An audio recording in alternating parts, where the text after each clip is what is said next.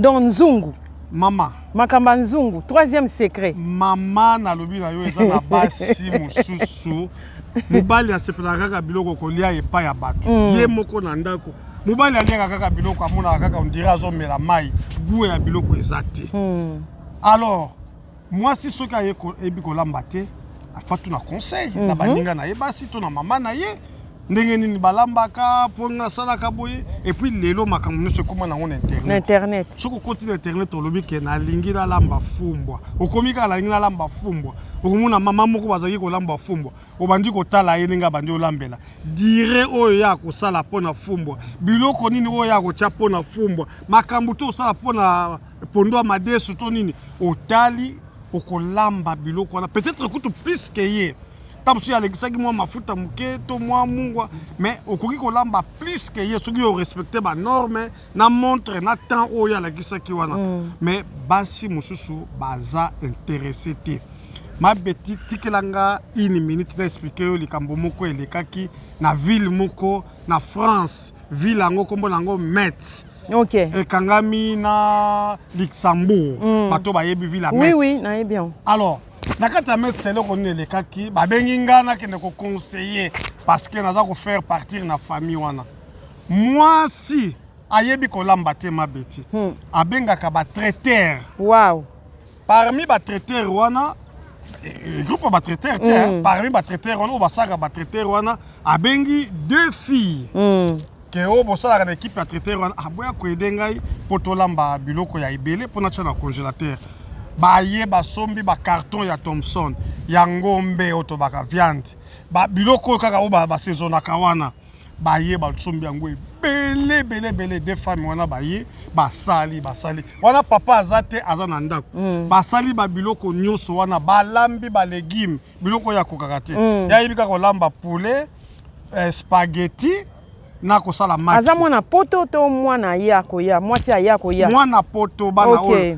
Bana to babota mi ayaki muke me akoli ya OK me balakisa ye kolamba te balakisa ye kolamba te ouais alors basi wana basali ba biloko nyonso wana biloko siko mobali aliaka biloko ya frete ndenge moko msusu akepa ya mabeti ndako ya mabeti solo pondu po azolamba pondu po biso tolia tokendaki na ndako na ye balambi pondu tole bomoni na pondu balambi la misu na bino boyoki pe na solo nango mais ndaku ya mwana mwasi wana solo Thomson ebimaka te solo pondu ebimaka te mais mobali aliaka pondu aliaka Thomson ado balamba batia balamba batia siko tango bafundelinga makambo soki bokomona yango mabe me nga namoni ke koki aider mabota mususu voilà yango nazoloba natangi kombo na bino te mais natangi ville alors siko papa aye ko remarquer minga na ya pundu na ya Thomson biloko nyonso oyo pesaka solo na ndako mais nga moko na ndako nanga na yoka ka solo biloko na te pour que ce soit comment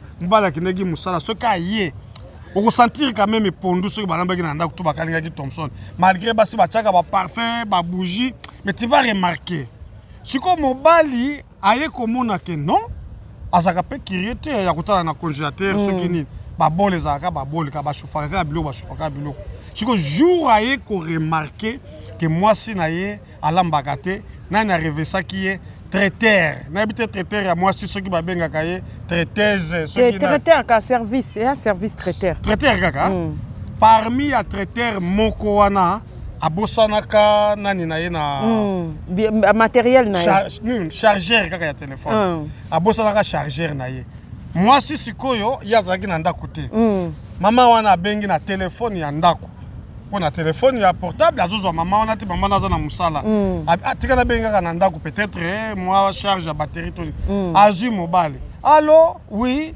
nani ongai soki nani kombo na ye oui nini mama bidonga naza copine ya mwasi na yo biso batuto yaka kolambaka kuna kolamba wapi kuna na ndako nini sikoyo albike non nabosanaki chargeur na ngai toyaki kuna soki jeudi mais ya azate albino papa ezaka na côté ya jardin na bino po baza na ndako ya se jardin zana na place wana botumbaka ba biloko et puis place botia ba frigo na bino wana solo ya kozwaka c'est problème te aye kozwa amoni ye asonde ye kaka bandi kotuna ye albi mais non biso tolambaka depuis kala donc elingi koloba ke mwasi ayebi kolamba te.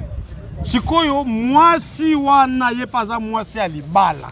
Azaki pe na problème na mobali na ye. Alors batie ye litoi nakene musika te.